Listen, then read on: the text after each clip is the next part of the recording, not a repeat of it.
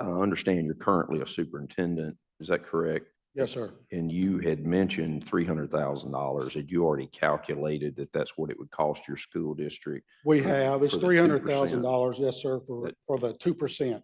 That's Yes. just 2%. But That's now, correct. did you vote for a 2% or 5% over 3 years? I voted for the 5% initially, and then when we negotiated, if you will, or compromised and brought that back down to 2% in a manner in which would be phased in, I also voted for that. So 5% is to be the increase in employer portion within the next 3 years per the vote of the PERS board. Say that again, please. Well, you voted for 5%, but you voted to stagger it, correct? Correct. Yes, Okay. That's correct. So 300,000 is just the 2%. That is correct. So 750,000 will be the number once it's at a full 5% just for your school district. That would be correct.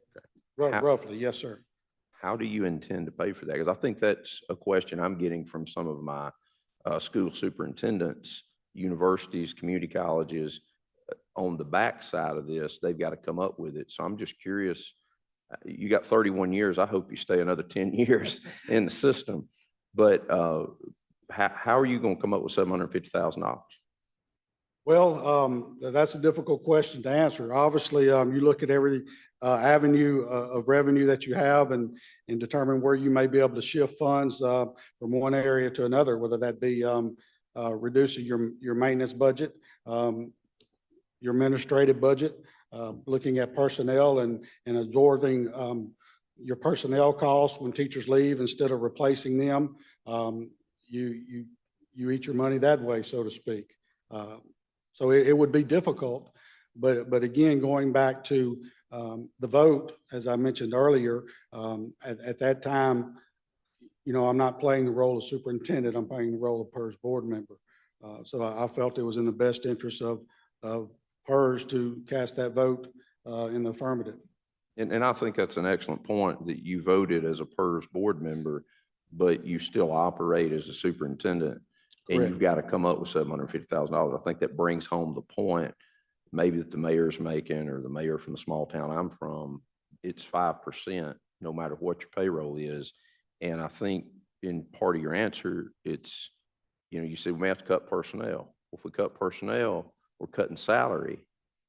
Absolutely. Okay. And as you know, all the data that's been given to us is we're operating with a whole lot less PERS individuals now than we have in a long time. So obviously that hurts the plan as well. The couple of things, because we talk about this unfunded liability, and I won't go ahead, if I may, Mr. Chairman, my mother's a PERS retiree, okay? 27.5 years in the school system. And I personally believe the obligation she has met shall be fulfilled by this state.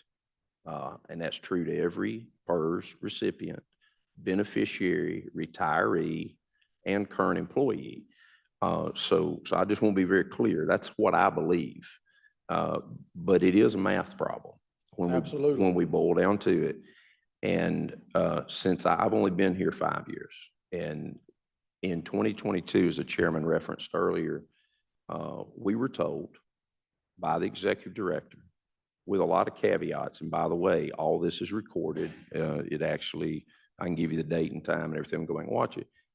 But as a freshman senator, I was sitting here and we were told that in 2047, PERS would be 93.5% was actually the number, because I went back and listened to it today, fully funded. I was a little taken aback by that, because PERS was one of the biggest issues that I felt like the state faced. Now, to be very fair to the executive director, he said anything can happen. You know, things can happen. But I guess my question is, are you aware, who were we relying on to give the information to the executive director to come tell this body, the Senate Finance Committee, that we'll be 93.5% funded in 25 years? Is that from the actuaries? Do you know where that information came from? I would assume it's from the actuaries, but that would be a question for the executive director. I certainly cannot speak to that. What year did you indicate that conversation was having? 2022, January 2022.